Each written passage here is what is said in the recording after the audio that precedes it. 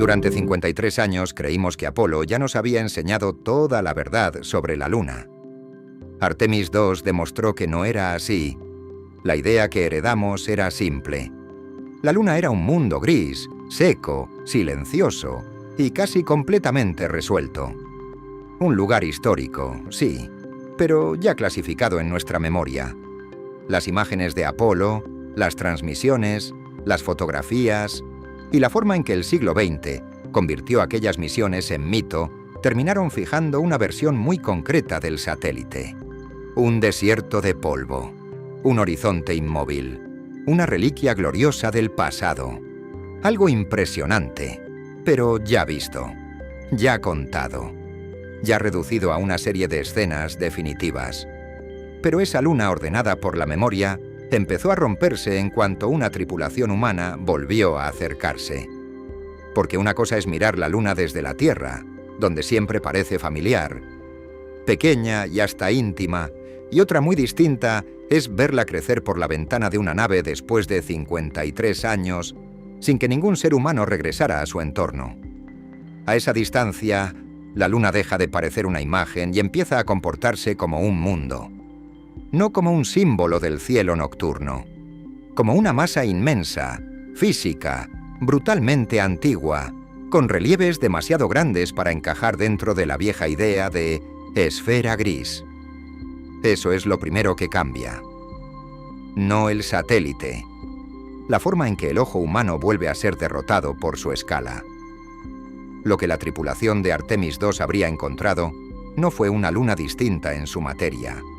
Fue una luna distinta en la percepción. Bajo la trayectoria de Orión, la superficie dejó de sentirse como un decorado histórico. Las cuencas ya no eran manchas abstractas. Los cráteres no parecían simples huellas sobre un disco blanco. Las sombras no caían con suavidad. Se abrían como heridas. La luz no iluminaba el terreno lunar como lo hace sobre la Tierra. Lo cortaba. Lo tallaba.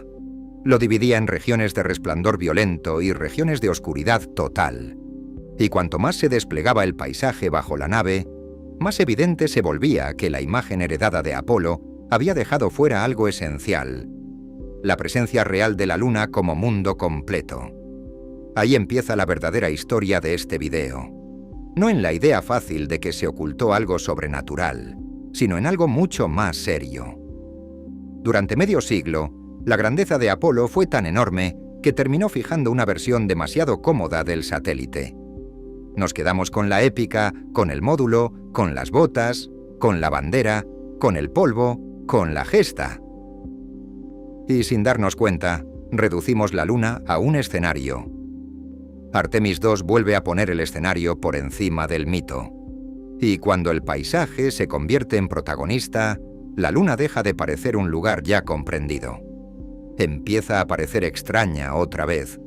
No extraña por fantástica, extraña por demasiado real, demasiado inmensa, demasiado antigua, demasiado dura.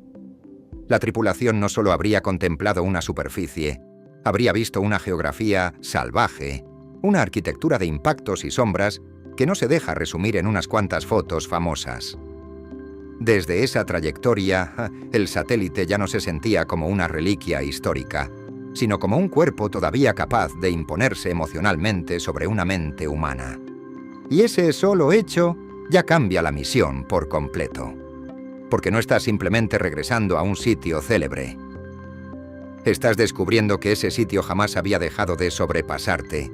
Entonces apareció la cara oculta, y ahí la luna dejó de ser solo un mundo observado para convertirse en una frontera viva dentro del viaje. Porque la cara oculta no pesa solo por su forma, pesa por lo que hace. La tripulación se mueve hacia una región que la Tierra nunca ve directamente.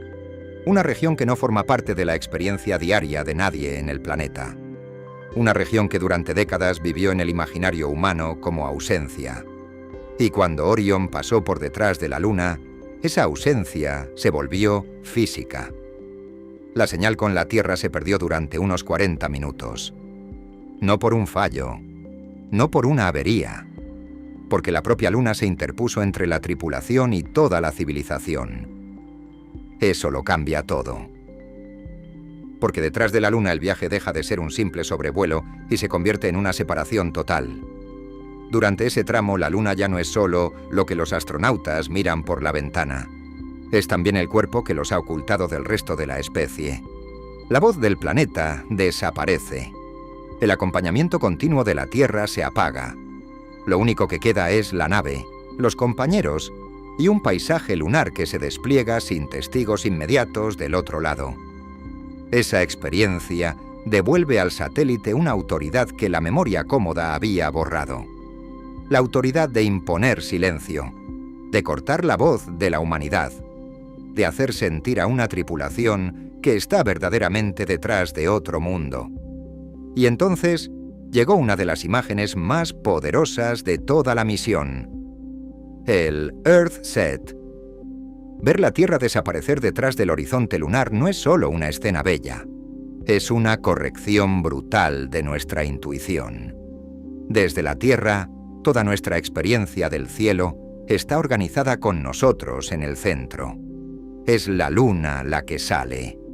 Es la Luna la que se pone. Es la Luna la que cruza nuestra noche. Pero desde el entorno lunar la lógica cambia por completo. La Tierra empieza a hundirse detrás del horizonte de otro mundo.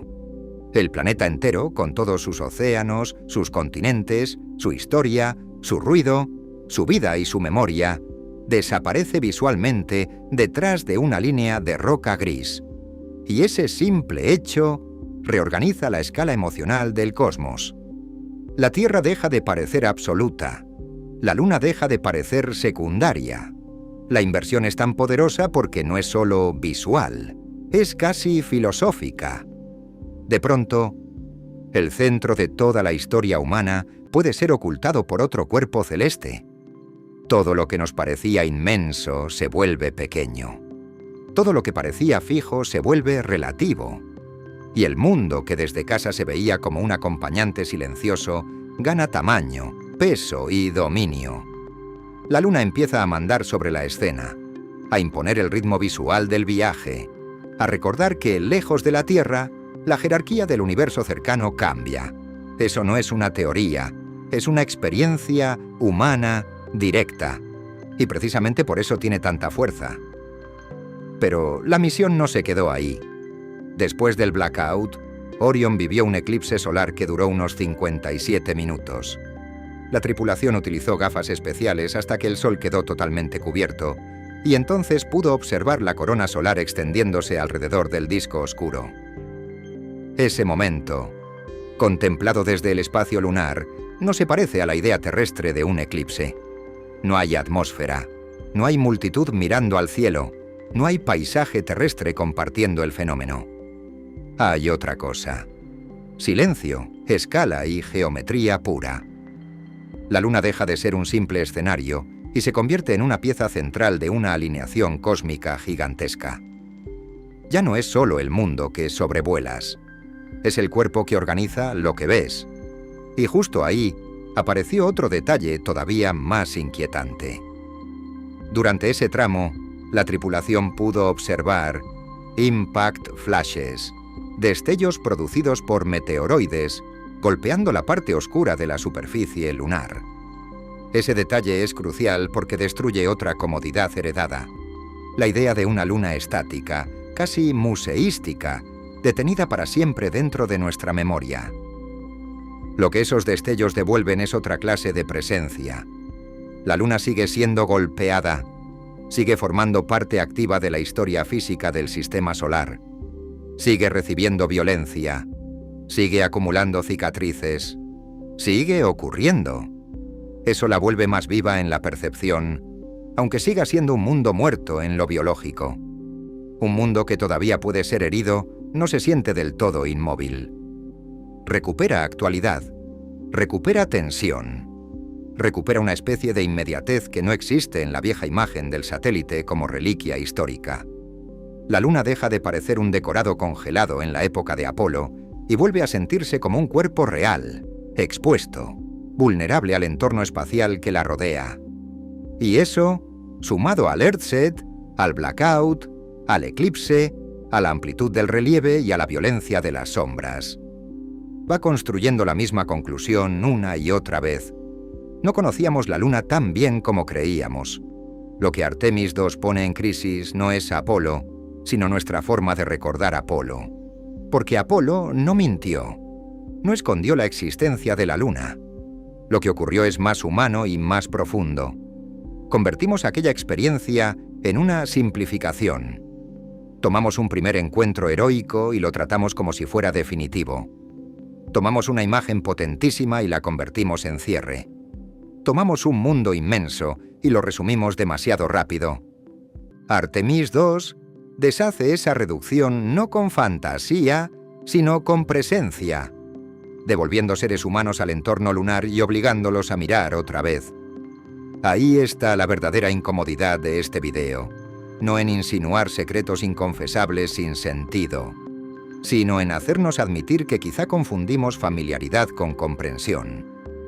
La Luna se volvió familiar porque estuvo siempre ahí, porque la veíamos cada noche, porque la archivamos dentro del gran álbum visual del siglo XX. Pero familiar no significa entendida. Artemis II habría venido a recordarlo de la forma más contundente posible. Bastó con regresar. Bastó con contemplarla desde otra trayectoria. Bastó con dejar que una tripulación humana volviera a sentir su escala real. Y en cuanto eso ocurrió, la vieja Luna desapareció. Quedó atrás la esfera gris y ya resuelta de la memoria popular. En su lugar apareció otra cosa, un mundo inmenso, visualmente brutal, emocionalmente desconcertante y mucho menos cerrado de lo que nos habíamos permitido creer. Ese puede ser el verdadero hallazgo de toda la misión. No que la Luna cambiara, sino que nuestra seguridad sobre ella era mucho más frágil de lo que imaginábamos. Lo más inquietante de todo es que Artemis II no necesitó encontrar nada imposible para cambiar la imagen de la Luna. Le bastó con volver a mirarla de cerca. Durante demasiado tiempo nos acostumbramos a pensar en ella como si ya estuviera cerrada, como si Apolo la hubiera convertido en un mundo completamente archivado. Un lugar importante, sí, pero ya explicado. Una esfera gris fijada para siempre en la memoria humana. Y eso fue precisamente lo que empezó a romperse cuando la tripulación volvió a acercarse. A medida que Orion avanzaba, la Luna dejaba de parecer el viejo símbolo del cielo nocturno y empezaba a imponerse como una presencia real. No como una foto, no como una reliquia histórica, como un mundo entero. Uno demasiado grande para ser reducido a la idea simple que habíamos heredado. Las superficies ya no se sentían planas. Los contrastes dejaban de parecer suaves. Las sombras no caían con delicadeza, sino con una dureza casi violenta. La luz no parecía iluminar la Luna, parecía tallarla. Y cuanto más se abría el paisaje bajo la nave, más evidente se volvía que la versión mental que conservábamos del satélite era demasiado pequeña para contener lo que realmente era. Eso es lo que vuelve tan poderosa esta historia. La Luna no cambió. Cambió nuestra forma de verla. Durante medio siglo habíamos vivido con una Luna ordenada por la memoria. La gran hazaña de Apolo, las imágenes icónicas, el polvo, las huellas, la bandera, el módulo lunar, el relato heroico. Todo eso era cierto, pero también había dejado fuera algo esencial. Había dejado fuera a la Luna como experiencia total, como cuerpo inmenso, como geografía salvaje, como un lugar que no solo podía ser visitado, sino que además era capaz de sobrepasar emocionalmente a quien lo contemplara. Artemis II devolvió exactamente eso. No una Luna nueva en su materia, sino una Luna nueva en la percepción humana. Cuanto más avanzaba el sobrevuelo, más difícil se hacía sostener la vieja idea de una superficie uniforme y silenciosa. Bajo la nave aparecía otra cosa, cuencas enteras extendiéndose como heridas antiguas, cráteres con bordes afilados y sombras profundas. Relieves tan amplios que la mirada ya no podía organizarlos como simples detalles. La Luna empezaba a sentirse como lo que siempre había sido, un mundo brutalmente antiguo. golpeado durante miles de millones de años y todavía intacto en sus cicatrices, porque no existe nada allí que las suavice. No hay agua, no hay viento, no hay atmósfera, solo roca, luz y oscuridad absoluta. Y entonces llegó la cara oculta. Ese fue el momento en que la Luna dejó de ser un destino y se convirtió en una frontera real. Porque una cosa es contemplar un mundo bajo la nave, por extraño que parezca, y otra muy distinta es dejar que ese mismo mundo te corte de la Tierra. La tripulación no solo entró en otra región del paisaje lunar, entró en otra región psicológica del viaje. La comunicación desapareció. La voz del planeta se apagó. Lo que hasta ese momento seguía siendo una misión acompañada por la presencia continua de la Tierra, se transformó en algo mucho más desnudo. Orión, la roca lunar, el silencio y nada más. Ese blackout lo cambia todo porque vuelve física una idea que desde fuera solo parece técnica. Detrás de la Luna no estás simplemente incomunicado. Estás oculto. Es la propia Luna la que te ha tapado del resto de la humanidad. Durante esos minutos ya no es solo el objeto que contemplas por la ventana. Es el cuerpo gigantesco que ha borrado toda señal del mundo al que perteneces. Y ahí, la Luna recupera algo que la memoria cómoda había borrado. Poder. El poder de imponerse, de interponerse, de hacer sentir a una tripulación que, por un tramo, ya no está solo lejos de casa, sino realmente detrás de otro mundo. Pero el viaje no se quedó ahí. Lo que vino después siguió empujando la percepción todavía más lejos. Ver la Tierra desaparecer detrás del horizonte lunar no es solo una imagen hermosa, es una sacudida interior. Estamos tan acostumbrados a pensar en la Tierra como el centro absoluto de toda experiencia, que cuesta asumir lo que significa verla hundirse detrás de la línea oscura de otro cuerpo celeste. Desde nuestro mundo, es la Luna la que cruza el cielo. En el entorno lunar, de pronto, la lógica se invierte. Es la Tierra la que se pone. Es el planeta entero el que puede quedar escondido tras el borde gris de otro mundo. Toda la civilización, toda la historia, todo lo humano desapareciendo visualmente detrás de un horizonte que no es el nuestro. Eso no solo cambia la imagen del satélite, cambia la posición emocional de la Tierra, la vuelve vulnerable, la vuelve pequeña, la arranca del papel de escenario total y la convierte en una presencia lejana que también puede desaparecer. Ese momento solo ya bastaría para romper medio siglo de familiaridad. Porque demuestra que la Luna nunca fue un fondo pasivo del drama humano.